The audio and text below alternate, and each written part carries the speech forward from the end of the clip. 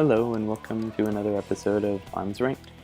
We've got a couple good players today. We have Clevon, Japanese characters DMN, and FG Skitty, who also comes in Piggy Bank streams sometimes. So, anyway, let's get into it. Our first game is against Clevon. I believe they were ranked 16. And I went ahead and just equipped Clapback. Honestly, I don't really think I have that much to say about a lot of these matches, because this guy, I mean, in all due respect, he's making progress, and he's a nice player. He raised respectfully. So yeah, but I just think it was a more clear difference in skill, I guess. But the clapback, there is one thing that I kind of figured out. I thought about this, I was thinking about arms on my spare time and just came across this thought. But let's say, like I do right now, I have my clapback equipped on my left arm. So, and I'm glad the explosion didn't knock him down. So while I'm dashing to the left, if I were to throw the clapback out, then by the time it expands and is ready to start deflecting arms, then it will already be in front of me, meaning nothing short of a curving arm could hit me, or like a rush or something. But yeah, had I grabbed, that would have been game, but that's kind of risky. Anyway, there's round one.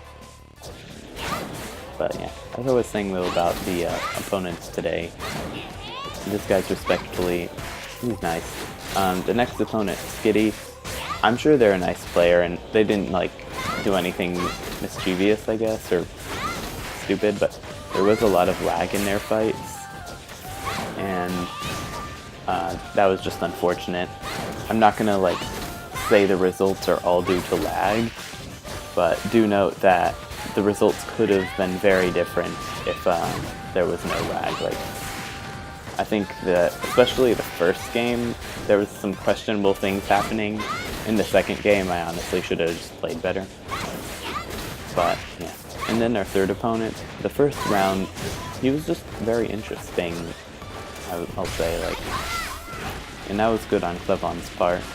Had I been farther away, that clapback would have slowed through his Sparky army, but alas, I was too close for that to work. But anyway, I don't really know what to think of the third opponent, just because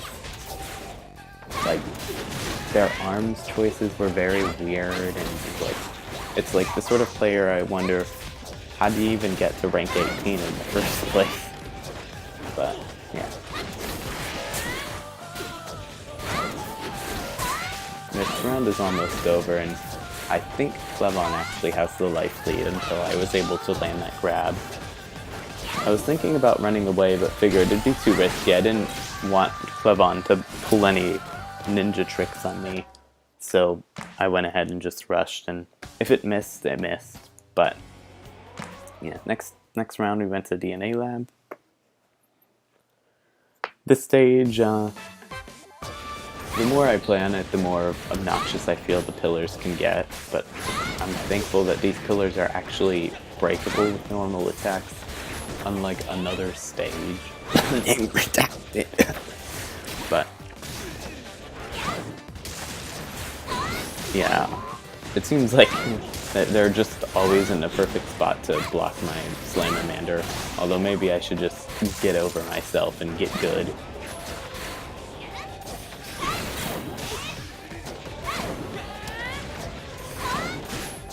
A lot of time, I don't know what hit my time either. A lot of times the pillars, they're almost all destroyed in the first round. It seems like one opponent always benefits more from the pillars being there than the other, but they both just constantly whack them anyway. I don't know if the pillars have health or something, but I think generally 6 hits will do it, and grabs count as 2 hits.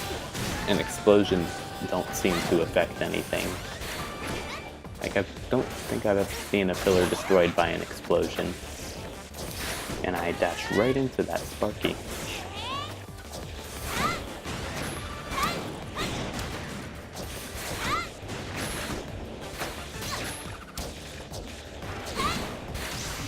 So, first round, I had such a significant health lead. Really, nothing short of 2 grabs and a rush would have let me win that. And that wasn't intentional. I was just trying to break the pillar with a grab, but I ended up going through it instead. But I'll have to like test that a bit more before trying to do it practically. But maybe that could be like a new trick that I'll use on opponents. Like, you didn't see that one coming. Anyway, go ahead and rush. They were wide open. They had it coming. Not to say that there aren't plenty of rushes that I totally had coming.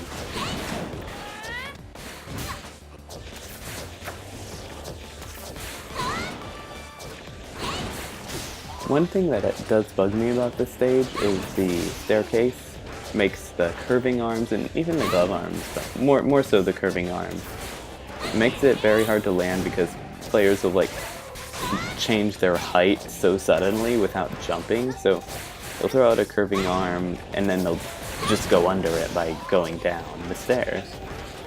And it's one of these things I didn't really even realize this was annoying.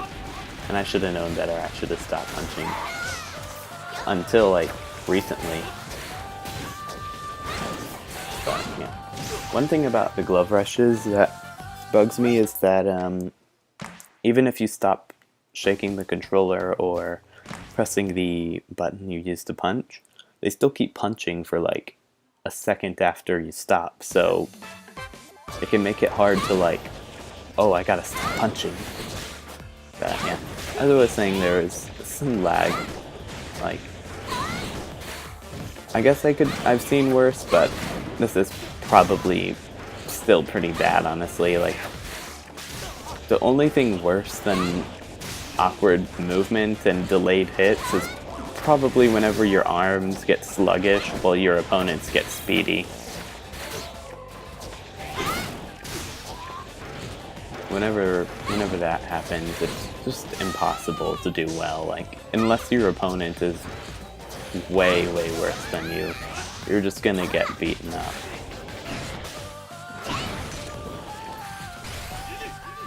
They were probably expecting me to punch, but I decided to wait a bit longer. Yeah, I don't know what happened there. That was probably my arm was too fast for them to react to. They switched over to the parasol.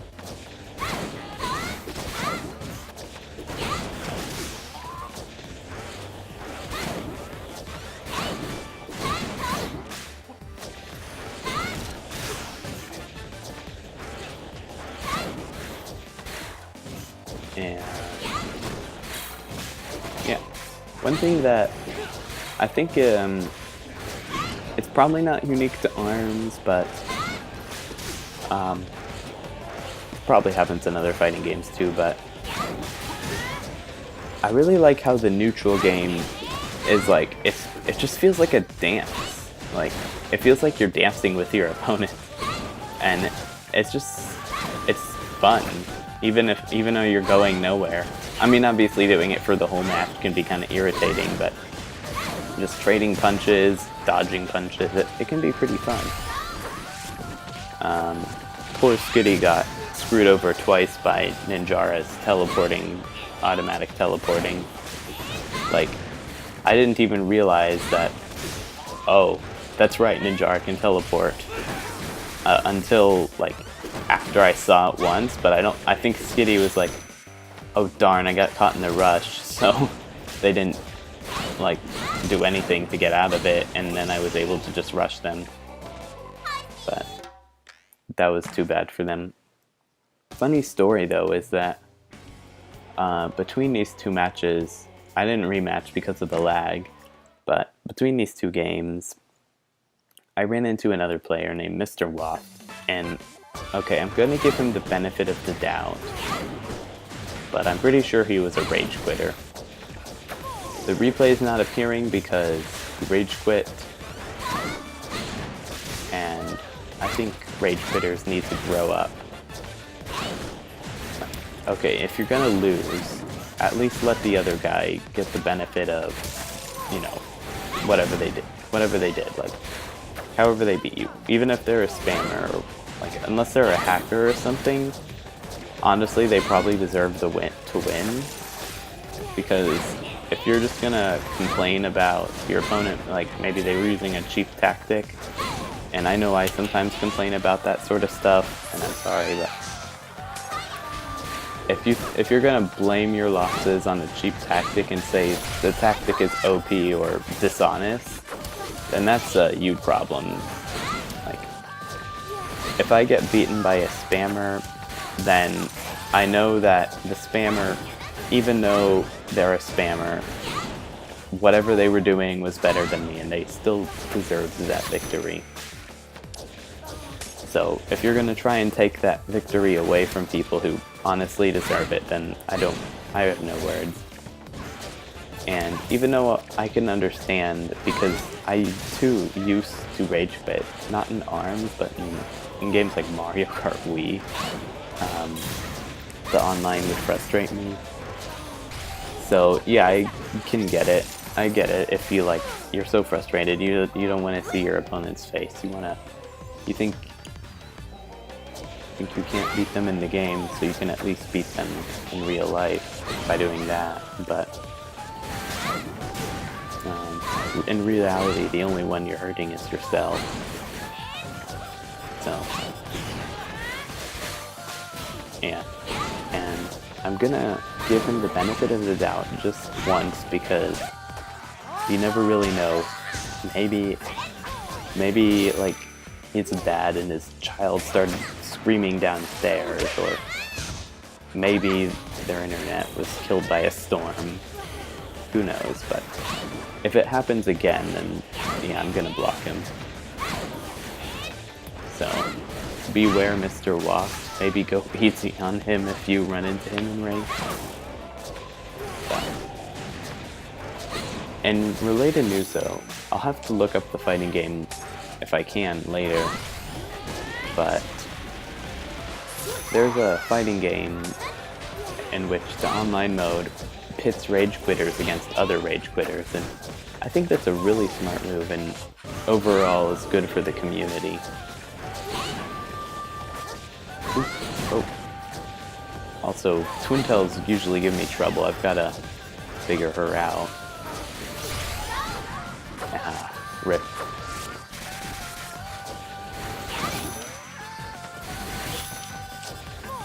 And yeah, like, grab, but my punch didn't break the grab. So, that was too bad.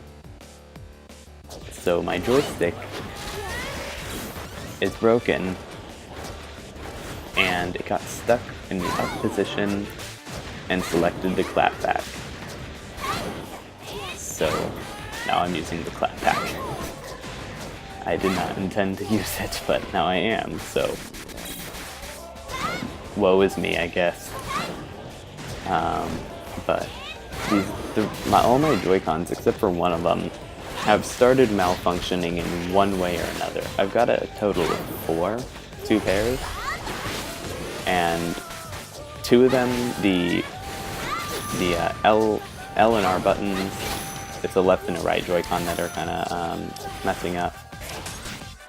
But the L and R buttons are misinputting. Either you press the button and there's no input, or you press the button and it counts, what broke the grab, and it counts as 2 inputs.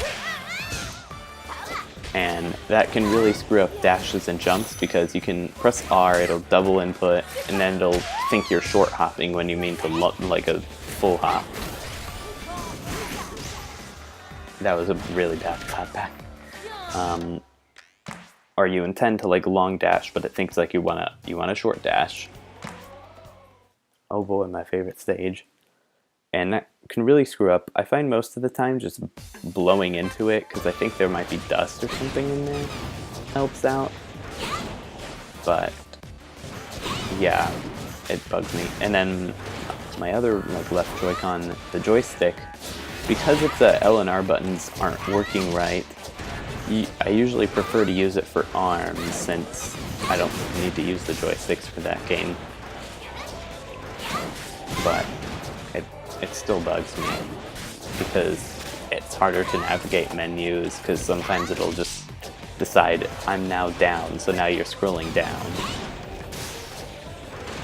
And yeah, so I don't have the right screwdriver because the Joy-Cons, they've got like these weird tri-screws where you need a tri-headed screwdriver to unscrew them, and you need a really small one with that, which really annoys me because I feel like if I could just open up these Joy-Cons I could fix them, but I don't have the right tools, and it probably would be easy to find them honestly, but I don't have a driver's license either.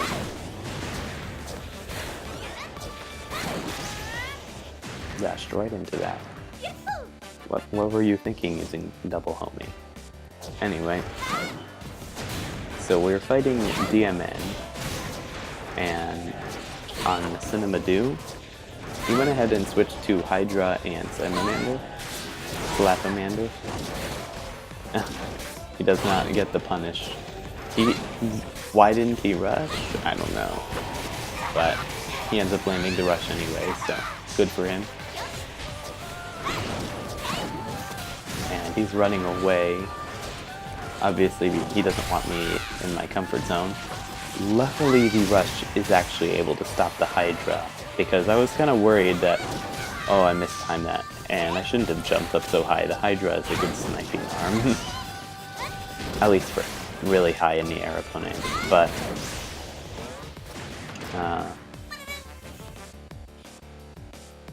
I forgot what I was saying, I'm so sorry.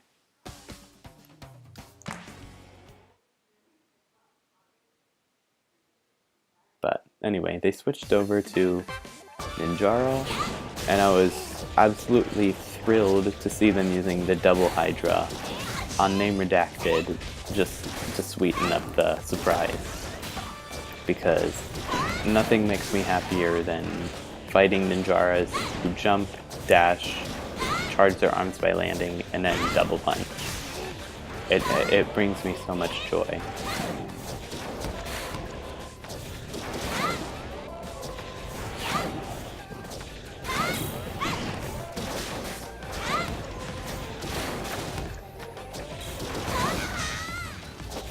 Yeah, the Hydra is the luckily that Slamander hits.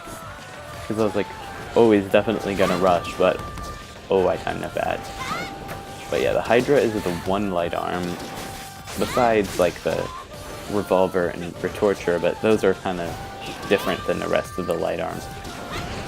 That if it's charged, you can't knock down all three shots by hitting one of them. The Popper, the Cracker, the Biffler, even the Biffler, the Tri-Blast, if they're charged, you can knock down one of them and they all fall down, but not the Hydra. I don't know why that is, but it makes it like a lot more annoying to fight. Yeah, and the only thing that makes me happier than fighting Hydra spammers is fighting Tri-Blast spammers. He totally should have grabbed. Like, I don't know how he didn't see that I was going to shield.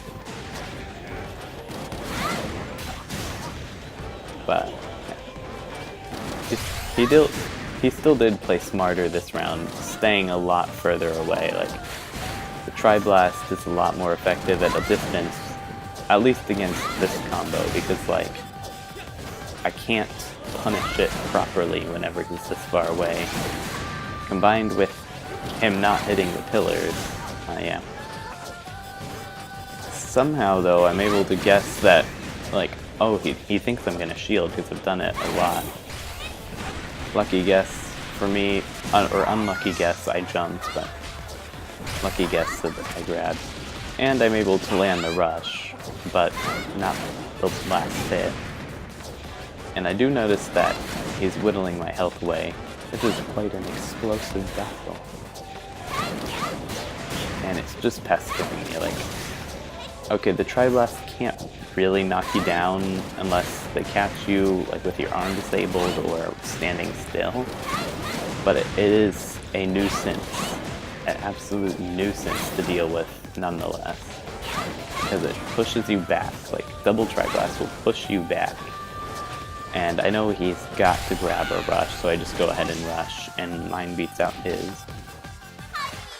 So yeah, but yeah, the Tri-Blast, it's just a nuisance. It pushes you back, and it's super fast and hard to hit if you don't have a bigger arm or large arm girth even.